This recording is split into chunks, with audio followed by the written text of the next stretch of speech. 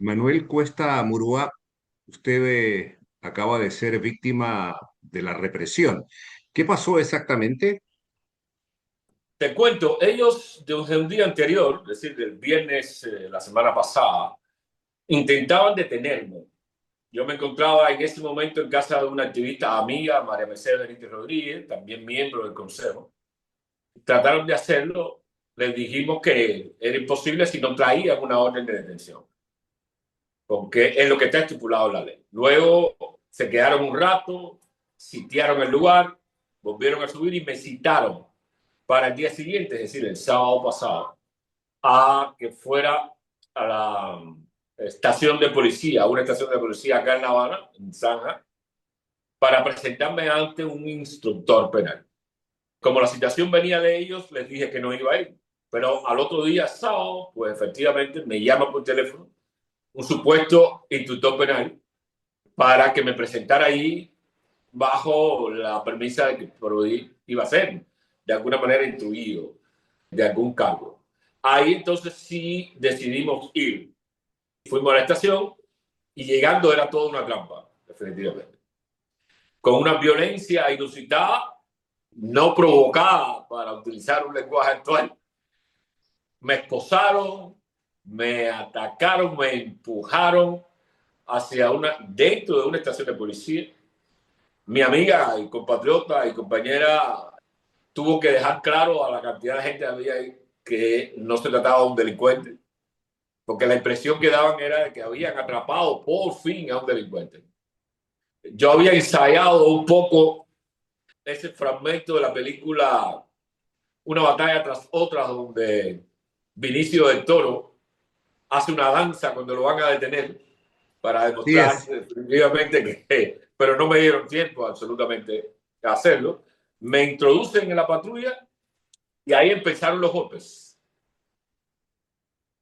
Yo les pregunto, tengo toda la calma del mundo, ¿a qué se debe tanta violencia para eso? Siguen a toda velocidad con una cantidad de improperios, de ofensas, las que se pueda imaginar cualquier ser humano y sobre todo cualquier cubano. No repito las palabras. Yo pensaba que me iban a llevar obviamente a alguna otra unidad policial, pero nada. Esposado, me aprietan las esposas y me sigue ofendiendo. Y me sacan de La Habana, de la provincia de La Habana hacia la provincia de Artemisa. Allí se desvían y entra en lo que podríamos llamar un campo de ejecución, unos matorrales donde no habita ninguna persona. De esos lugares que deben ser utilizados para cultivar, que deben ser entregados para que los campesinos siembren, esos lugares inhóspitos allí me llevan a una cerca y continúa la violencia. La amenaza de dispararme a la cabeza si los americanos deciden invadir. Me rompieron el carnet de identidad, de modo que ahora mismo ando sin identificación, cosa que no es posible y es bastante arriesgado La Habana. Y luego de más violencia verbal, física y de toda la intimidación del mundo, me dejan a la altura de las 8 vías en la misma Artemisa para que yo, por mis propios medios, llegara a La Habana. Sin documentación. Obviamente, sin transporte, te imaginarás a la hora que llegue. Un hecho inusitado, una violencia que está sacada única y exclusivamente de la desesperación. La motivación fundamental que los llevó a ese punto, según ellos comentan, es que de alguna manera unos compatriotas míos y yo estábamos incitando a los cacerolazos que ocurren día y noche, un acto totalmente espontáneo que sale del pueblo en cualquier lugar del país, con alguna Manuel, otra humillación que contaré en su momento, después de procesarla intelectualmente. hay a lo menos dos lecturas, dos interpretaciones de lo ocurrido. Una de ellas supone que este es un acto de desesperación, de impotencia del régimen y que en consecuencia es lo único que pueden hacer en estos momentos, reprimir a quien piensa distinto. Esa es una lectura. Pero la otra lectura, que es la que me preocupa más, es que están aplicando exactamente lo que han dicho. Hay que sacrificar todo lo necesario para salvar lo esencial. Es decir, no hay ningún atisbo de que deseen hacer cambios políticos. Están dispuestos a cumplir seguramente con muchas de las 176 medidas anunciadas, que son todas vinculadas al aspecto económico, pero de lo político ni hablar. Yo creo que va por ahí. Habría que leer la profusión de medidas económicas como un mensaje de convencimiento a la comunidad internacional y a los Estados Unidos de que están dispuestos a ir hacia Javier Milei, si es preciso, a cambio de que les dejen el poder.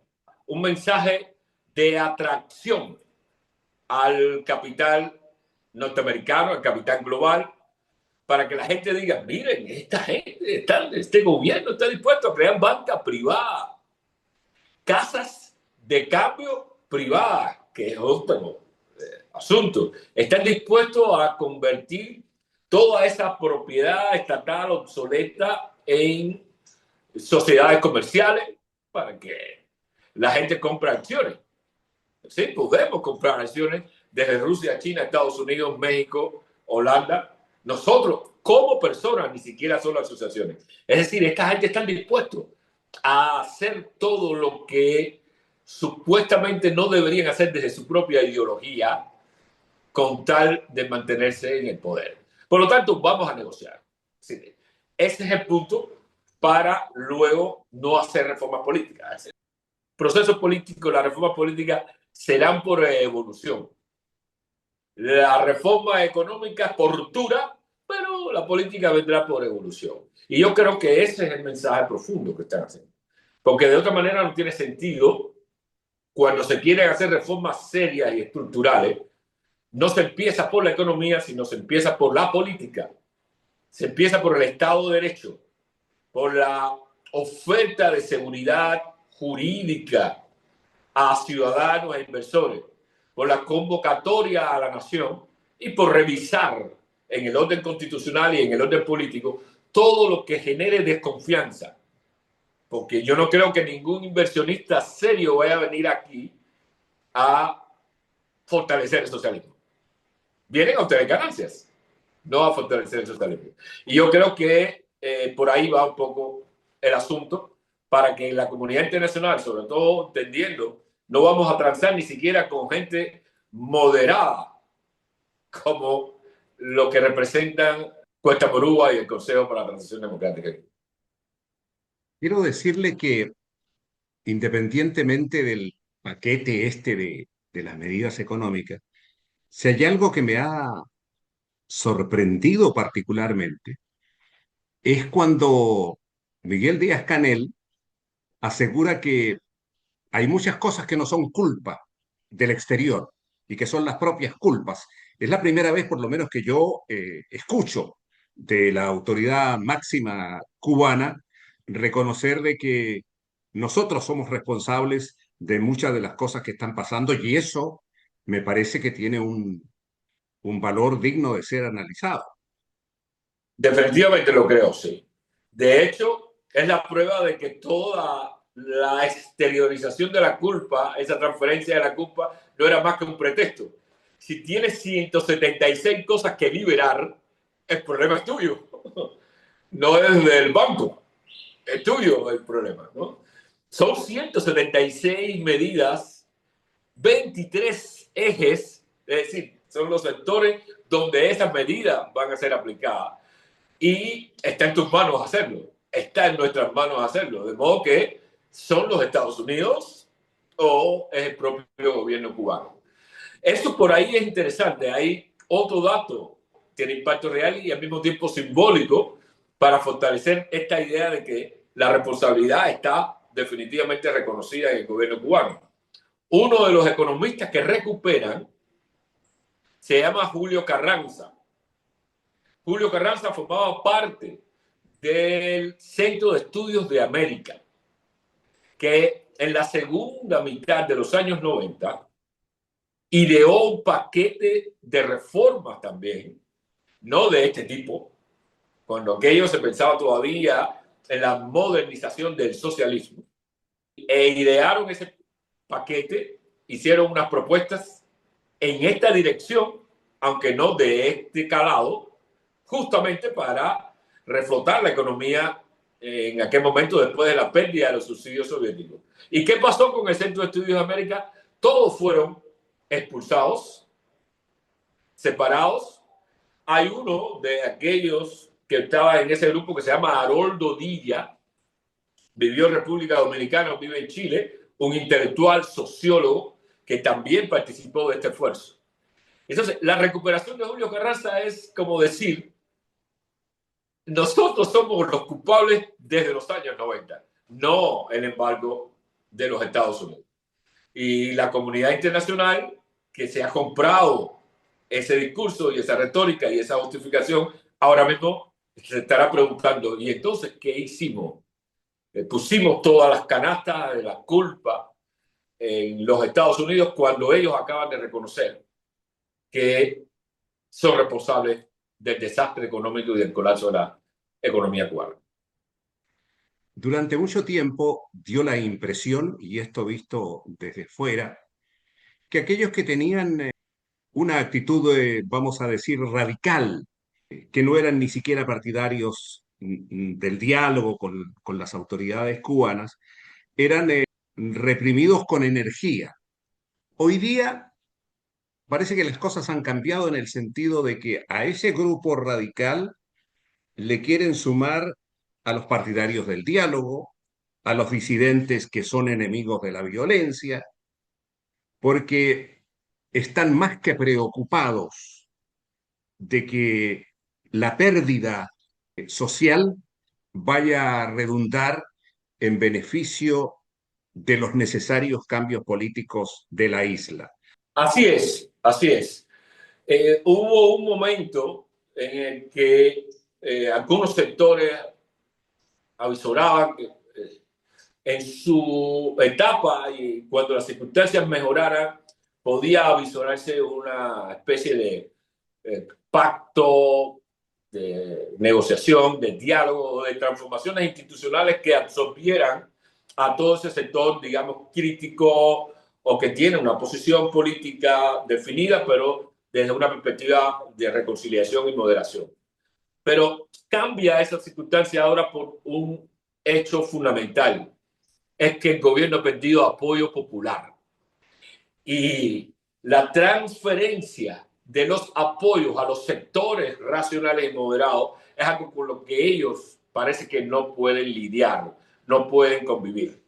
Yo diría más, y te confieso profundamente, yo hablo con sectores, gente no de alto nivel, que me dicen definitivamente la propuesta que tienen ustedes para la transición democrática en Cuba debió ser la propuesta de la Revolución Cubana en 1959.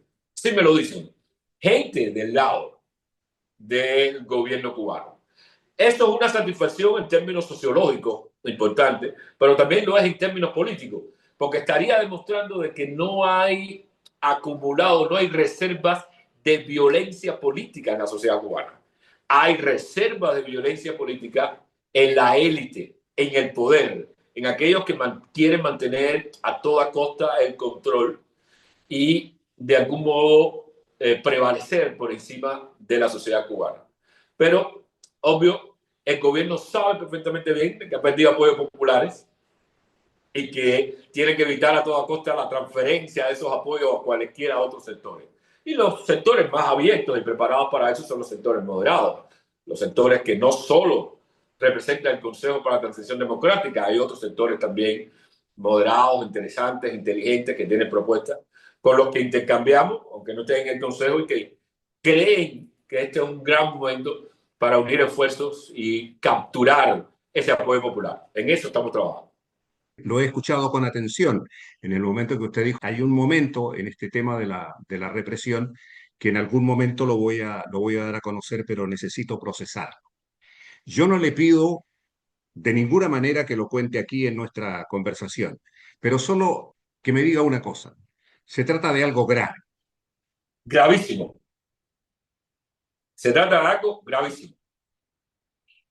De una humillación que nunca olvidaré. Que nunca he sufrido en mis 63 años. De eso se trata.